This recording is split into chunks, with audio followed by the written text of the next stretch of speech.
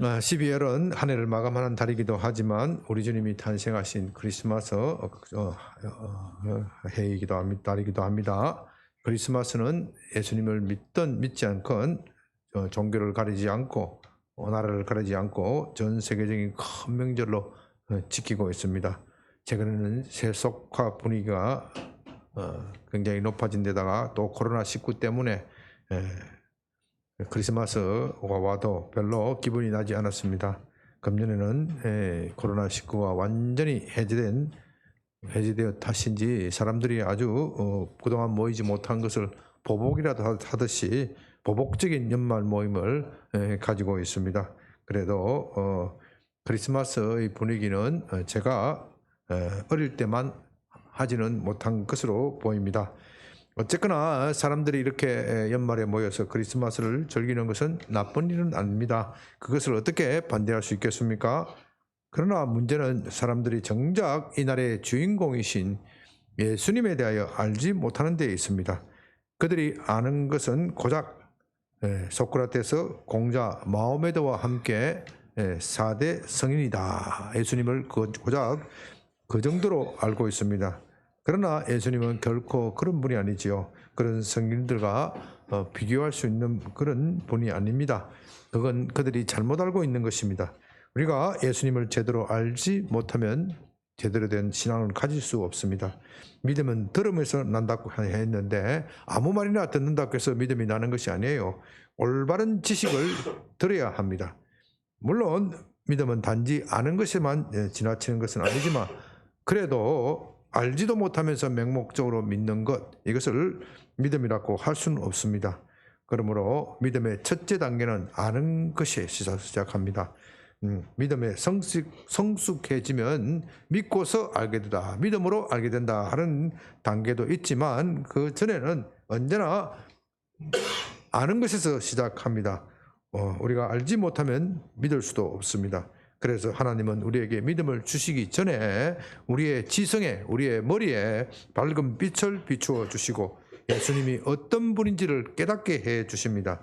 이렇게 예수님을 처음에는 어떤 분인지 깨닫게 해 주시고 우리에게 믿음을 갖게 해 주시고 그 다음 단계에서 믿음으로 하나님이 온 세상을 지으신 것을 알게 되고 하나님과 은밀한 교제에 더 나아가게 되는 겁니다.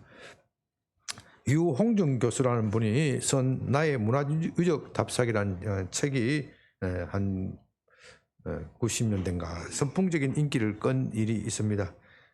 지금 보면 뭐 평범한 이야기고 별로 특별한 이야기도 아닙니다. 그 평범한 속에 비범함이 숨겨져 있지 않았나 그런 생각이 듭니다. 그래서 선풍적인 인기를 끌은 것이다. 책의 내용은 유 교수가 이분이 미술사학을 전공하였는데 전국 우리나라의 문화유적지를 돌아다니면서 자신이 보고 듣고 느낀 이런 감흥을 적은 것입니다. 별로 뭐 특별한 이야기는 아니죠. 그런데 그 책의 내용에서 특별히 이 사람들의 주목을 끄는 대목이 있었습니다. 아마 이 한 구절 때문에 그 책이 그렇게 인기가 있지 않았느냐. 아는 만큼 본다. 아는 만큼 본다. 우리가 역사를 모르고 돌이나 기와장 또 고택을 보면 그건 그냥 평범한 집이고 기와장이고 돌입니다. 그러나 그 평범한 돌이나 기와장 이 고택 속에 역사가 깃들어 있고 그 역사를 아는 사람에게는 그런 유적지를 보면 새로운 역사의 숨결과 함성을 듣게 됩니다. 그 말을 듣고서 저도 역사 공부를 하면서 우리 문화재를 보니까 과연 그 말대로 새롭게 보이더라고요.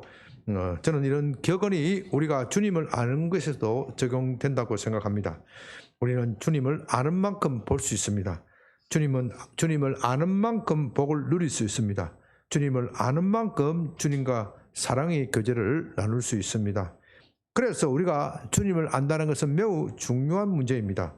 물론 우리는 피조물이고 우리 주님은 창조주 하나님이시기 때문에 우리가 주님의 모든 것을 다 알 수는 없습니다. 그러나 우리가 주님을 알기로 힘을 쓴다면 우리의 지식이 더욱 풍부해지고 주님과 더욱 엄밀한 교제에 들어가게 됩니다. 그렇게 되면 우리가 주님과의 깊은 교제 속에서 주님이 주시는 복을 누릴 수 있습니다. 호세아서 6장 3절에서는 그러므로 우리가 여호와를 알자, 힘써 알자. 그의 나타나심이 새벽빛같이 어김없나니 비와 같이 땅을 적시는 늦은 비와 같이 우리에게 임하시리라. 그렇게 말씀하였습니다. 또 히브리서 3장 1절에서도 비슷한 말로 우리가 주님을 아는 고 주님을 묵상하는 일에 격려하고 있습니다.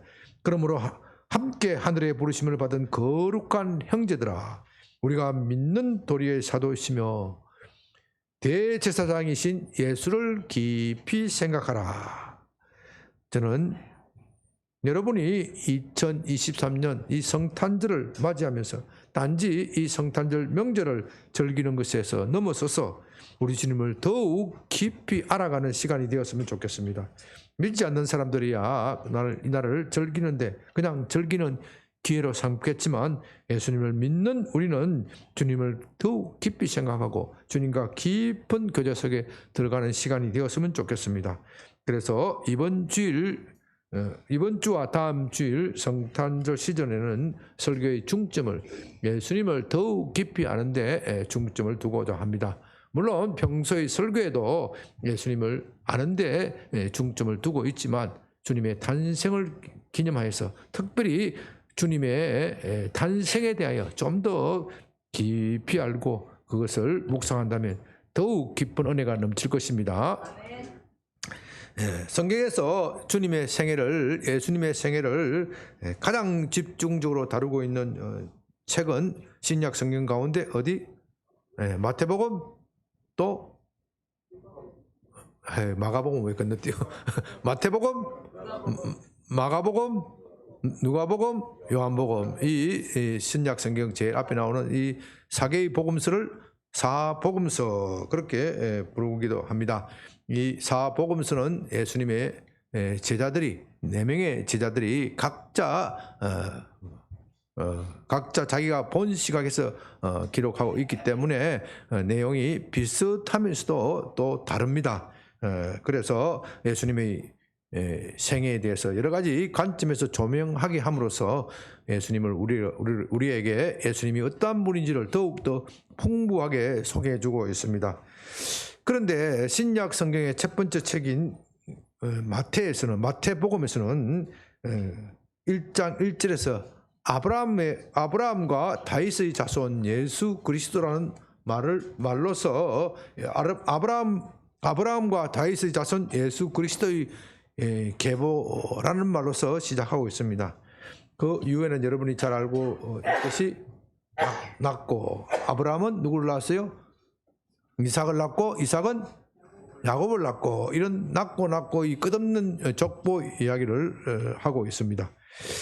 이것이 성경을 처음 읽는 사람들에게는 걸림돌이 되기도 합니다.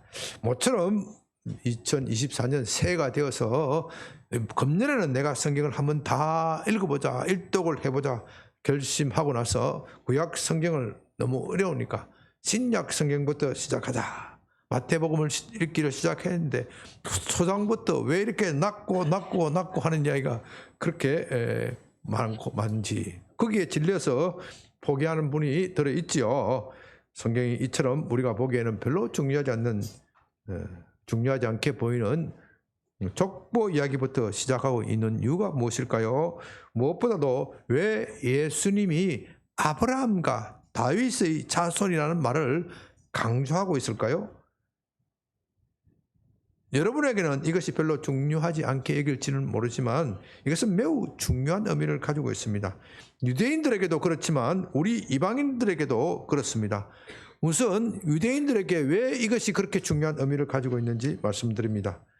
유대인들은 역사와 전통을 중요시합니다. 그 역사와 전통에는 그들의 종교와 신앙이 녹아 있습니다. 유대인들이 모진 고난 속에서도 민족적 정통성을 지킬 수 있는 것도 그들의 신앙 때문입니다. 그것을 생각하면 역사와 전통을 존중하는, 얼마나 그들이 역사와 전통을 존중하는 민족이라는 것을 잘 알 수 있습니다.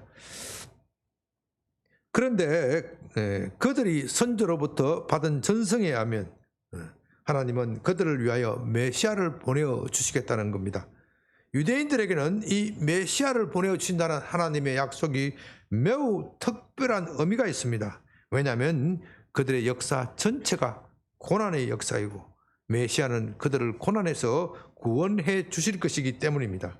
그들은 3,000년 또는 4,000년 이상의 유구한 역사를 가지고 있습니다. 우리는 당군 할아버지 5,000년 전 역사를 하지만 사실은 2,000년 전의 기록은 별로 없어요. 그냥 신화 나 유물에 돌멩이 쪼가리 이렇게 톡이나 이런 게 나오기만은, 그러나 그들은 역사의 기록이 3,000년 4,000년 이상 그야말로 인류의 문명과 함께 시작한다 할 정도로 유구한 역사를 가지고 있습니다.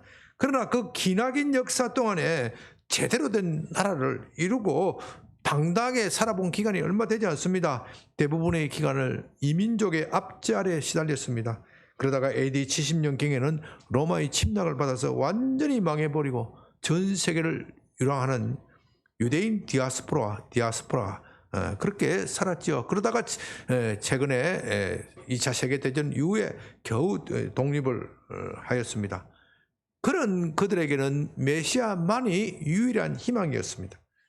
메시아는 그들을 구원할 구세주입니다. 마치 하나님께서 이집트에서 노예로 고생하는 그들을 위하여 모세를 보내어 주셔서 구출하였듯이 이제 메시아를 보내어 주셔서 그들을 압제하는 이민족으로부터 해방시켜 주실 것입니다. 그들의 비참한 생활을 끝내게 하시고 다시 옛날에 다윗과 솔로몬 왕국의 영화를 돌려주실 것입니다. 사실 메시아를 보내주신다는 하나님의 약속은 매우 오래된 것입니다. 유대인들이 형성되기도 전에 창세기 3장에 이미 메시아를 보내준다는 약속이 나옵니다. 하나님은 범죄한 아담과 하와를 에덴 동산에 쫓아내면서 그들에게 메시아를 보내주겠다. 메시아를 보내주어서 너희들이 지옥과 같은 세상에서 구원해주고 다시 에덴 동산을 회복시켜주겠다.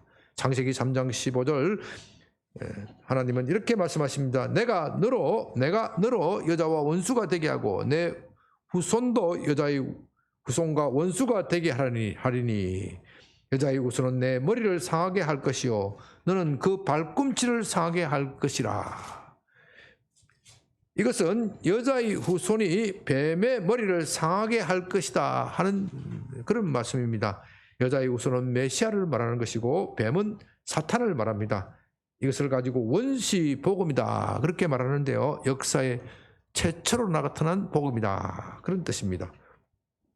사탄은 아담을 부추겨 선악을 알게 하는 나무의 열매를 먹게 하였습니다. 하나님께 반역하게 만들었습니다. 그 결과로 아담은 에덴 동산에서 쫓겨나서 사탄의 사탄의 노예가 되었습니다.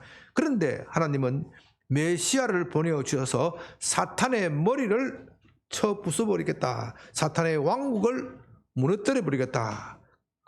그리고 그들에게 다시 에덴 동산을 회복시켜 주겠다 그런 뜻입니다. 그런데 그 말씀만 보면 이 약속이 무엇을 말하는 건지 너무도 희미합니다. 도대체 알 수가 없는 알쏭달쏭한 말씀입니다. 사탄의 패배만 말할 뿐이고 더 이상 구체적인 내용은 없습니다. 그래서 하나님은 이스라엘의 역사 속에서 더욱 구체적인 내용을 말씀하고 계십니다. 아브라함을 부르시고 그에게 창세기 22장 17절 18절에서 이렇게 말씀하십니다. 내가 내게 큰 복을 주고 내 씨가 크게 번성하여 하늘의 별과 같고 바닷가의 모래와 같게 하리니 내 씨가 그 대적의 성문을 차지하리라. 또 내 씨로 말미암아 천하 만민이 복을 받으리니 이는 내가 나의 말을 준행하였음이니라. 여기서 아브라함의 씨가 대적의 성문을 차지하고 또 그 씨로 말미암아 천하 만민이 복을 받는다고 하였습니다. 대적의 성문을 차지한다는 것은 전쟁에서 승리한다는 옛날식의 표현입니다. 옛날의 전쟁에서는 요즘 고려 거란 전쟁하는 것이 드라마가 엄청난 인기를 끌고 있다는 건데요. 그 드라마에서도 보면 옛날의 전쟁에서는 성을 차지하는 것이 매우 중요합니다. 그런데 그 성을 차지하기 위해서는 성문을 장악을 해야 돼요. 성문을 장악하는 팀이, 정문을 장악하는 군대가 승리를 하게 되어 있습니다. 따라서 이 약속은 하나님이 메시아를 보내주시고 그 메시아를 통하여 인류의 원수, 인류의 적인 사탄을 물리치고 천하 만민에게 복을 주신다. 그런 약속입니다. 이렇게 하나님은 아브라함을 통하여 더욱더 구체적으로 약속하고 계십니다. 이제 아브라함의 후손인 다윗 왕의 때가 되면 하나님은 더욱더 구체적으로 약속하십니다. 사무엘하 7장 12절 16절입니다.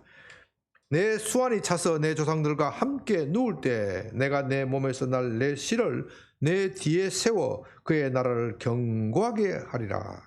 그는 내 이름을 위하여 집을 건축할 것이요 나는 그의 나라의 왕위를 영원히 견고하게 하리라. 나는 그에게 아버지가 되고 그는 내게 아들이 되리니 그가 만일 죄를 범하면 내가 사람의 매와 인생의 채찍으로 징계하려니와 내가 내 앞에서 물러나게 한 사울에게서 내 은총을 빼앗은 것처럼 그렇게 그에게서 빼앗지는 아니하리라. 내 집과 내 나라가 내 앞에서 영원히 보존되고 내 왕위가 영원히 견고하리라 하셨다 하라. 나단이 이 모든 말씀들과 이 모든 계시대로 다윗에게 말하니라. 다윗은 원래 목동으로 있었지요. 아주 초라하고 보잘것없는 그런 신분이었습니다. 그런데 하나님께서 그를 선택하시고 사울 왕의 왕위를 폐하시고 그를 왕으로 세웠을 뿐만 아니라 매우 강성하게 하여 이스라엘 뿐만 아니라 모든 주변 나라로부터 존경받는 대단한 나라로 만들어 주셨습니다. 다윗은 이것에 감사해서 내가 하나님께 무엇을 보답할까 생각하니 하나님의 성전이 그 당시에 텐트로 되어 있었어요. 이 성전을 내가 멋지게 지어서 하나님께 드리겠습니다. 그렇게 자기의 계획을 선지자 나단에게 알렸습니다. 말하자면 선지자 나단은 요즘 말로 하면 우리말로 하면 일종의 국사와 같은 그런 아주 존재입니다. 그러니까 나단이 그 말을 듣고 너무나도 기뻐하였는데 그날 밤에 하나님께서 나단에게 나타나서 아니다. 다윗은 피를 많이 흘렸으니 성전을 지을 수 없다. 그 대신 그의 아들인 솔로몬이 짓게 될 것이다. 그렇게 말씀하시면서 이 메시아를 주시겠다 하는 놀라운 약속을 하고 계십니다. 하나님께서는 다윗에게는 성전을 짓는 것을 허락하지 않으면서도 그것보다도 더 큰 것을 약속하고 계시는 거예요. 여기 16절에서 내 집과 내 나라가 내 앞에서 영원히 보존되고 내 왕위가 영원히 견고하리라. 그렇게 말씀하십니다. 여러분, 그런데요, 이 세상에 영원한 나라가 어디 있고 왕위가 영원한 그런 왕가가 어디 있습니까? 세상에 그런 나라는 없습니다. 역사상 존재하는 모든 나라, 모든 왕위는 흥망성쇠라는 역사의 순환 속에서 나타났다가 사라져 버렸습니다. 영원한 나라는 없습니다. 로마 제국은 천년의 왕국이라 하였지만 그것도 역사 속에 사라져 버렸습니다. 다윗의 왕국도 마찬가지죠. 그는 한때 매우 강성하였지만 지금은 역사 속으로 사라져 버렸습니다. 만일 하나님의 약속이 이 땅의 나라에 관한 것이라면 하나님은 실패한 것이 되죠. 다윗의 나라도 역사 속에 사라졌기 때문에 하나님은 약속을 지키지 못한 것이 됩니다. 그런 점에서 하나님은 실패한 것이다. 그렇게 말할 수도 있을 것입니다. 그러나 그렇게 볼 수 없다는 것입니다. 우리는 역사의 전개에 따라 하나님의 약속이 어떻게 성취되어 가고 있는 것인지, 그리고 하나님이 약속하신 것은 이 땅의 나라가 아니라 메시아의 왕국, 영원한 왕국이라는 것을 잘 알고 있습니다. 하나님의 약속하신 것은 역사 속에서 사라졌다가 나타났다가 사라지는 그런 나라가 아닙니다. 그것은 영원히 흔들리지 않는 나라, 영원히 흔들리지 않는 나라, 그 나라를 말하는 것이고 그것이 곧 메시아의 나라입니다. 그러므로 하나님이 다윗에게 언약한 것도 그 핵심은 메시아의 왕국, 메시아의 나라, 메시아를 보내주시겠다 하는 그것입니다. 그래서 메시아이신 예수님은 아브라함과 다윗의 자손이라는 것이 유대인들에게는 매우 중요한 의미가 있습니다. 하나님은 그 외에도 많은 예언을 통하여 메시아를 보내주겠다고 하시지만 그 가운데서도, 그 언약 가운데서 가장 중요한 것은 이 두 분, 누구? 아브라함, 다윗. 아브라함과 다윗, 이 두 분에게 약속하신 것이 가장 핵심적인 것이고, 그래서 메시아는 누구의 자손으로 온다? 아브라함과 다윗의 자손으로 온다. 그것이 곧 언약의 성취입니다. 예수님은 어느 날 역사에서 불쑥 나타난 분이 아니라 이미 하나님께서 오래전에 예언하시고 그 예언에 따라 그 예언의 성취로 오신 분입니다. 이제 이것이 이방인인 우리에게 어떤 의미를 가지고 있을까요? 이것은 단지 유대인들에게만 해당되는 약속이고 우리와는 상관이 없습니까? 그건 그렇지 않다는 겁니다. 유대인의 역사는요, 그들만의 역사가 아닙니다. 하나님은 유대인이라는 한 민족을 택하여 온 인류에게 말씀하고 계십니다. 고린도전서 10장 11절에서는 그들에게 일어난 이런 본보기가 되고 또한 말세를 만난 우리를 깨우치기 위하여 기록된 것이다. 성경 전체가 말하자면 유대인의, 특별히 구약 성경은 유대인의 역사 이야기인데, 이 유대인의 역사 이야기가 유대인만을 위한 것이 아니고 이방인인 우리 모든 믿는 사람을 위하여 기록되었다고 하고 있습니다. 그런 점에서 유대인들은 하나님의 선택을 받은 선민이지만 그 선택은 유대인들만을 위한 것이 아니고 우리와 같은 이방인들을 위한 것이기도 합니다. 그래서 우리는 유대인의 역사 기록인 성경을 연구하는 것입니다. 하나님은 아브라함과 다윗과 언약을 맺었지만 그 언약은 유대인뿐만 아니라 이방인인 우리를 위한 것이기도 합니다. 모든 인류를 위한 것입니다. 그래서 메시아는 1차적으로 유대인을 위한 분이기도 하지만 또한 모든 인류를 구원해 주실 구세주입니다. 왜냐하면 메시아는 유대인에게만 필요한 것이 아니라 이방인 우리에게, 모든 사람에게 필요한 분이기 때문입니다. 모든 사람은 죄를 범하였고 그 때문에 하나님과 멀어졌습니다. 인간의 문제는 바로 여기에서 출발합니다. 여러분, 인간의 문제는 언제나 죄에서 출발한다는 것을 알아야 합니다. 다른 곳에서 인간의 문제에 대한 답을 찾으려면 실패합니다. 인간의 문제는 기술이 부족하여 생기는 것이 아닙니다. 인간의 문제는 우리가 자원이 부족하여 생기는 것이 아닙니다. 돈이 없어서 생기는 일도 아닙니다. 인간의 문제는 지식이 부족해서 생기는 것도 아닙니다. 인간의 문제는 언제나 죄 때문에 생기는 것입니다. 그러므로 우리가 메시아를 기다리는 것은 그 죄의 문제를 해결해 주시기 때문입니다. 죄는 인류 공통의 문제입니다. 그래서 메시아는 유대인뿐만 아니라 이방인 모든 사람에게도 필요합니다. 그런데요, 여러분 한번 생각해 보십시오. 이런 메시아가 사전에 예고도 없이 불쑥 나타났다. 그걸 누가 믿을 수 있겠습니까? 예를 들면요, 지금 대한민국 땅에도 자신이 메시아다. 요새는 좀 수가 좀 줄었긴 하지만 지금도 내가 메시아다. 그렇게 제가 신앙생활 때 중고등학교 때 보면 메시아라고 하는 사람이 수백 명 있었어요.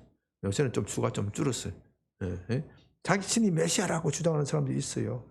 또 자신이 성령이다. 또 어떤 사람은 거기서 지나쳐서 자신이 하나님이다. 그렇게 주장하는 사람이 있어요. 그러나 누가 그것을 믿을 수 있겠습니까? 기적은 어렵기는 하지만 인간들도 기적을 일으킬 수 있습니다. 고대 사람들이 와서 여기에 서울 시내에 자동차가 굴러가고 하늘에 비행기가 날아가고 어마어마한 배가 떠다니는 걸 보면 이건 뭐라 그러겠어요? 고대 사람들이 와서 보면 이건 기적이다. 기적이 어떻게 기적이에요? 인간이 아마 우리 현대인들을 숭배할지 몰라요. 그 사람들이 보면 이건 대단한 기적이죠. 인간들도 기적을 일으킬 수 있어요. 또 우리 가운데 어떤 사람은요, 초자연적인 능력을 가지고 있어 기적을 일으키면서 우리를 놀라게 하기도 합니다. 또 어떤 사람은 사탄의 힘을 빌어서 기적을 일으키기도 합니다. 그렇다고 해서 우리는 그들이 메시아라고 주장한다면 그런 주장을 믿을 수가 없습니다. 물론 사리를 분별하지 못하는 사람은 그런 허무맹랑한 주장에 추종하기도 합니다. 그렇기 때문에 이단들이 극성을 부리기도 하지요. 그러나 제대로 사리를 분별하는 사람이라면 그런 주장을 믿지 않을 것입니다. 그 이유는 역사성이 없기 때문입니다. 이 역사성, 오늘 좀 중요한 이야기를 하고 있습니다. 누가 언제 그 사람이 메시아라고 예언한 사실이 없고 어느 날 불쑥 나타나서 내가 메시아다, 아무리 큰 일을 행한다고 하더라도 그 사람은 역사성이 없기 때문에, 흔히 말하는 정통성이 없기 때문에 믿을 수 없습니다.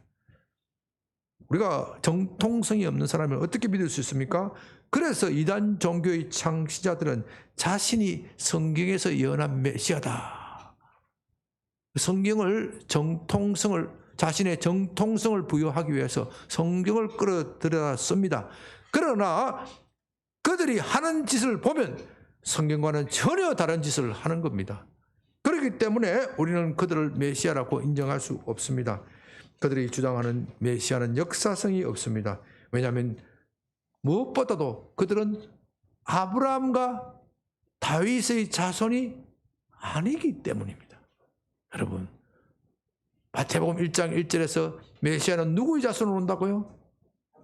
아브라함과 다윗의 자손으로 오는 겁니다. 이 자체가 성취가 안 되기 때문에 우리는 그들을 메시아로 인정할 수 없습니다. 여러분, 우리가 믿는 예수님은 어느 날 갑자기 역사 속에서 나타나서 내가 메시아다 그렇게 주장하신 것이 아닙니다.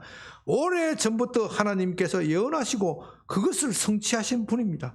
그래서 우리는 메시아이신 예수님을 인정하고 신뢰할 수 있는 겁니다. 우리가 예수님을 메시아로 인정하는 것은 그분이 단지 초자연적인 능력을 행하였기 때문만은 아닙니다. 그것만으로는 부족합니다.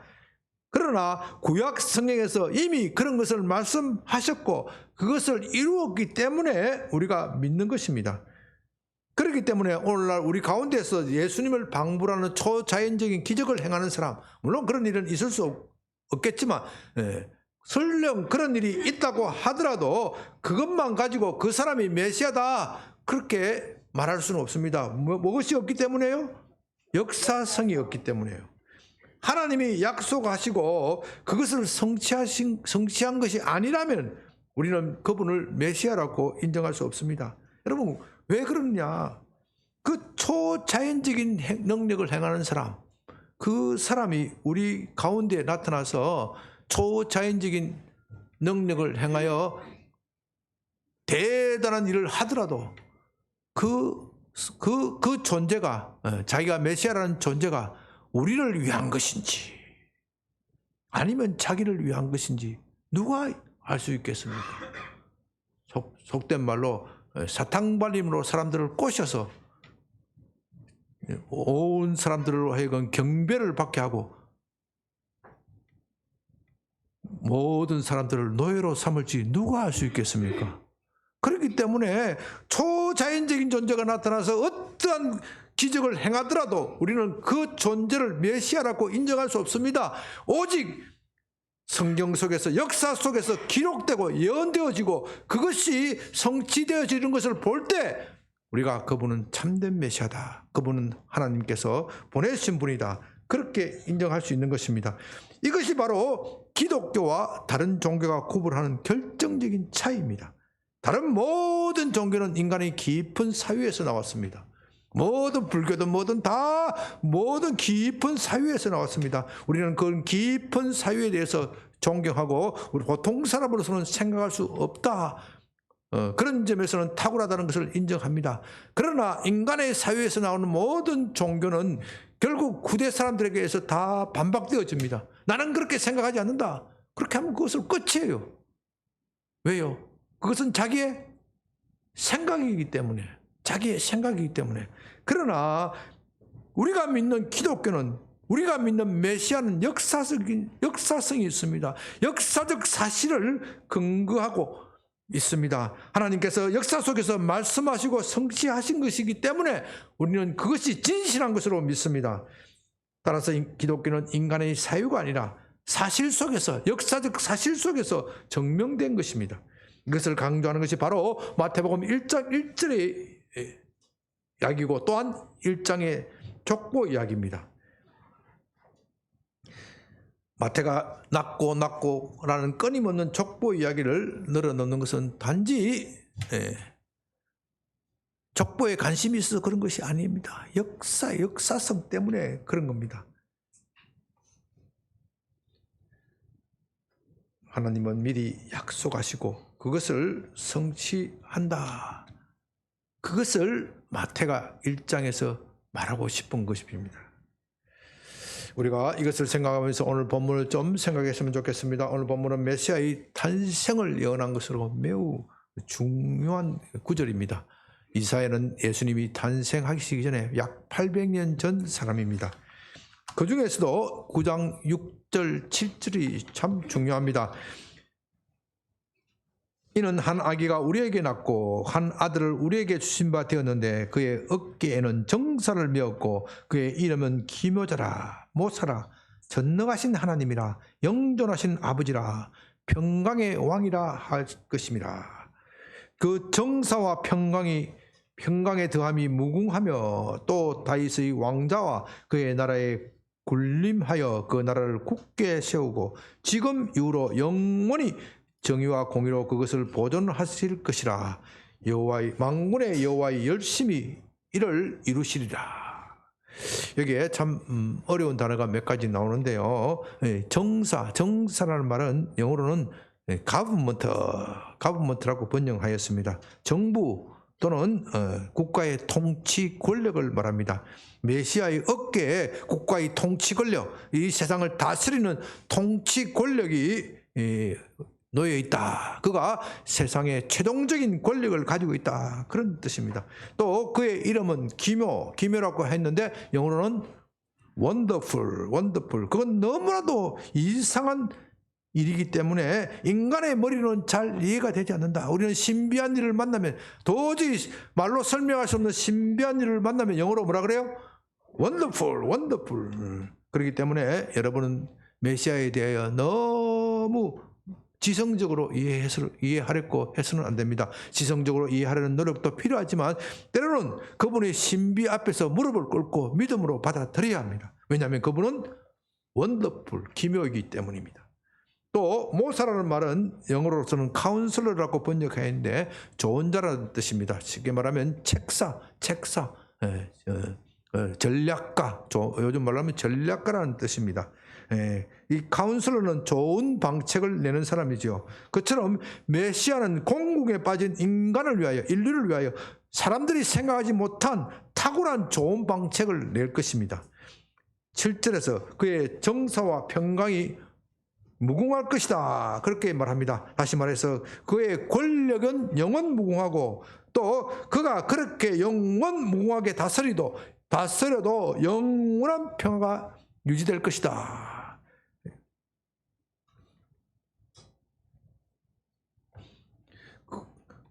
그 정사와 평강의 더함이 무궁하다. 더함이라는 단어가 붙었어요.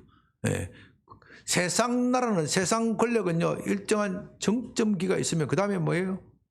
반드시 쇠퇴합니다. 그런데 이 메시아의 나라는 처음에는 미약한데 점점 가면 갈수록 더욱더 좋아지는데 이 좋아지는 것이 끝없이 좋아진다. 끝없이 좋아진다. 그런 뜻입니다. 그렇다면 메시아는 사람입니까? 하나님입니까? 그가 하시는 일을 보면 도저히 사람이 하는 일이라고 말할 수 없습니다. 어떻게 사람이 온 세상을 다스리는 권력을 잡고서도 그 권력이 영원할 수 있습니까? 또 그 권력을, 절대적인 권력을 가진 사람이 정의롭고 공의롭게 평화롭게 이 세상을 다스릴 수 있습니까? 인간적으로 말하면 이런 권력자가 있다면 이건 독재자입니다. 독재자도 우주적 독재자입니다. 흔히 말하는 대로 빅브라더 독재자입니다. 그것도 영원한 독재자입니다. 여러분은 역사를 보십시오. 독재자가 정의를 실현하는 것을 본 일이 있습니까? 독재자가 평화를 실현하는 것을 본 일이 있습니까? 독재자가 사람들에게 진정한 행복과 평화를 가져다 주는 것을 본 일이 있습니까? 인간 독재자는 언제나 억압하는 사람이지 결코 사람들에게 평화나 안식을 주지 못합니다. 독재자는 권력을 독식하기 때문에 항상 주위 사람들을 경계의 눈으로 바라봅니다. 심지어 자기 자식들도 믿지 못합니다. 그래서 내 음식에 독이 탔냐 안 탔냐 그것을 점검하기 위해서 먼저 금식안에게 먹게 하는 것이죠. 독재자는 결코 정의를 베풀지 않습니다. 그가 관심을 가진 것은 오직 자기의 권력 유지뿐입니다. 백성들의 고통은 전혀 눈에 들어오지 않습니다. 우리는 그것을 역사에서 똑똑히 봤고 또 북한에서 일어난 일을 보아서 그것을 잘 알고 있습니다. 그러므로 여기서 메시아는 사람이 아닙니다. 하나님이시죠. 그래서 6절에서는 메시아는 전능하신 하나님이시다. 전능하신 하나님입니다. 또 영존하시는 아버지다. 평강의 왕이라고 합니다. 그런 하나님이시기 때문에 인간과 권력을 다툼하지 않습니다. 하나님이시기 때문에 내 권력을 빼앗길까 그렇게 걱정하시지도 않습니다. 인간과 시기하고 질투하고 그런 분이 아니라는 것입니다. 그러면서도 하나님은 이 메시아는 정의를 실현하고 평화를 가져다 옵니다. 그런데 메시아는 사람이기도 합니다. 그가 아브라함과 다윗의 후손으로 태어났기 때문에 사람이 맞습니다. 그런데 그가 하시는 일을 보면 사람이 할 수 있는 일이 아닙니다. 하나님이라야 하시는 일입니다. 사람이 어떻게 영원한 권력을 가지고 정의와 평화를 가져올 수 있겠습니까? 그래서 메시아는 사람인 동시에 하나님이십니다. 이것이 메시아에 대한 예언의 핵심입니다. 메시아는 사람인 동시에 하나님이십니다. 그런데요, 오늘 본문 6절에서 이 메시아를 아기로 부르고 있습니다. 여기서 아기라는 말은요, 문맥상 갓난아기, 갓 태어난 아기를 뜻하는 것을 틀림없습니다. 여러분들은 갓난아기를 보면 어떤 생각이 듭니까? 나도 모르게 갓난아기 보면 뭐라 그래요? 까꿍 하죠. 까꿍. 갓난아기는 우리를 동심으로 돌아가게 만듭니다. 갓난아기는 아무 때도 묻지 않고 또 너무도 연약하기 때문에 남에게 해를 끼치지도 못합니다. 그래서 우리는 갓난아기를 보면서 순진무구하다, 때가 묻지 않았다, 그렇게 여깁니다. 이제 이사야는 메시아 그 어마어마한 권력을 가진 메시아를 말하면서도, 메시아의 신성, 그의 큰 위대함을 말하면서도 다른 한편에서는 이 메시아가 갓난아기와 같아. 그의 성품은 갓난아기처럼 순진무구할 것이다. 남에게 전혀 해를 끼치지 않는다. 그는 너무나도 깨끗하고 때가 없다. 사람 독재자처럼 간악한 꾀를 내어 정적을 제거하는 그런 일은 없을 것이다. 그러면서 또 그는 절대적인 권력을 행사하고 모든 사람으로부터 진심으로 성복을 받아낼 것이다. 평화를 이룰 것이다. 정의를 실현할 것이다. 어떻게 이런 일이 가능하겠습니까? 그것은 메시아 자신이 친히 자기를 희생하심으로써 그렇게 할 것이라는 겁니다. 예수님은 하나님의 아들이시지만 사람의 몸을 입고 오셨습니다. 그리고 우리 가운데 사시면서 가장 비천한 신분으로 사셨습니다. 그야말로 갓난아기처럼 순진무구하게 우리 가운데 태어났습니다. 그래서 이사야는 한 아기가 우리에게 태어났다, 우리에게 났다고 그렇게 말합니다. 예수님이 이 갓난아기처럼 온 것이 우리에게 복입니다. 예수님이 진짜 하나님의 신성을 가지고 이 땅에 오셨다면 어떻게 될까요? 저와 여러분이 다 나자빠져서 예수님 앞에 갈 수도 없습니다. 그러나 예수님은 갓난아기처럼 우리 앞에 너무나도 부드럽게 나타나십니다. 갓난아기처럼 오셨기 때문에 누구나 다 예수님 앞에 접근합니다. 예수님 앞에 아이고, 예수님이 갓난아기, 여러분 갓난아기 보면 얼마나 마음이 기쁩니까? 아이고, 어떻게 이런 생명이 태어났나. 한마디로 뭐라 그래요? 경계 태세가 다 갓난아기를 보면 다 무장 해제가 되는, 무장 해제. 예수님은 그런 분으로 오셨다는 겁니다. 예수님의 진짜 본 모습으로 오시면요, 우리는 예수님 앞에 나를 지키기 위해서 나를 무장해야 된다. 네? 나를 지키기 위해서 나를 무장해야 된다. 무장해봐도 소용도 없는데 다 나자빠질 거예요. 그래서 예수님은 이렇게 갓난아기로 오시는 겁니다. 성경의 마지막 책인 예수님을 어린 양이라고, 거듭 어린 양이라고 부릅니다. 예수님은 부활하시고 성천하시기 때문에, 하나님의 우편에 앉으신 분이시기 때문에 어마어마한 권력을 가지시고 어마어마한 위엄을 가지신 분이십니다. 실제로 요한계시록에서는 그렇게 말하는 대목도 있지만, 요한계시록에서 너무나도 자주 부르는 예수님의 호칭이 하나님의 어린 양, 어린 양, 어린 양, 죽임당한 어린 양. 왜요? 우리가 무장해제하고 접근할 수 있도록, 우리가 무장해제를 하고 접근할 수 있도록 그렇게 예수님을 그렇게 어린 양으로 부르고 계십니다. 예수님은 이 세상에 어떤 왕보다도 더 큰 권력을 가지고 있습니다. 로마의 황제보다도, 나폴레옹보다도, 중국의 시진핑보다도, 미국의 대통령보다도 더 큰 권력을 가지고 계십니다. 또 예수님의 나라는 무궁무진합니다. 그러나 그 예수님은 갓난 아이처럼 순진무구합니다. 그래서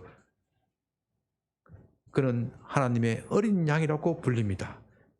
그의 권력을 절대로 자신을 위하여 사용하는 일은 없습니다. 오히려 다른 사람들을 위하여 자기의 몸을 내어주시고 우리를 위한 대속물로 주십니다. 그래서 우리는 메시아이신 예수님을 믿습니다. 오늘날 자신이 메시아라고 말하는 사람은, 이런 일을 한 사람은 아무도 없기 때문에 우리는 다 그들은 거짓이다, 그렇게 말하는 겁니다. 이제 말씀을 마칩니다. 여러분은 금년의 성탄절을 맞이하면서 어떤 메시아를 기다리십니까? 혹시 여러분의 꿈을 이루어주실 그런 메시아를 기다리십니까? 저는 여러분이 그렇게 바라는 것이 굳이 나쁘다고 말하지는 않겠습니다. 우리 모두 문제가 있고 해결해야 할 문제가 있고 또 꿈이 있습니다. 그 꿈을, 그 문제를 메시아 앞에 말해도 좋습니다. 예수님도 여러분의 문제를 해결해 주시기 원하고 또 여러분의 꿈을 이루어 주시기를 원하십니다. 그러나 그것에 그쳐서는 안 됩니다. 예수님은 여러분이 꾸는 꿈보다도 여러분에 대하여 더 높은 꿈을 꾸고 계십니다. 사실 우리가 꾸는 꿈은 시시하지요. 왜냐하면 우리의 눈이 어두워서 진짜 정작 우리에게 필요한 것은 우리 스스로 잘 알지 못합니다. 심지어 왜 메시아가 필요한지 그것도 잘 모릅니다. 고작 내 눈앞에 있는 문제가 해결되기를 바랄 뿐입니다. 그러나 메시아는 그것을 넘어서서 더욱 근본적인 문제를 해결해 주십니다. 우리를 가로막고 저주받게 하는 이 죄의 문제를 해결해 주십니다. 그렇게 하여 하나님과 나 사이에 막 가로막고 있던 이 담벽을 헐어버리고 하나님과 더불어 살게 해주십니다. 그렇게 될 때 우리에게 참된 행복과 기쁨을 느끼게 합니다. 이 세상은 정말 지옥과 같은 세상이, 살맛 나는 세상이 되는 겁니다. 이제 금년의 성탄절을 맞이하여 여러분의 꿈을 잠시 내려놓으시기를 바랍니다. 그리고 성경에서 메시아에 대하여 무엇을 말하고 있는지, 메시아가 우리에게 무엇을 주시려고 하는 것인지 거기에 귀를 기울이시기 바랍니다. 그렇게 하면서 한 주를 바라보면서 주님 오신 날을 기대하는 여러분이 되시기를 주님의 이름으로 부탁드립니다. 네. 아버지 하나님 감사합니다. 오늘 이 아침에 메시아이신 예수님의 탄생에 대하여 특별히 성경이 예언하고 있는 부분에 대하여 우리가 살폈습니다. 이 메시아에 대하여 우리가 부지런히 연구하고 더욱더 주님과 친밀한 교제가 이루어지게 하여 주시옵소서.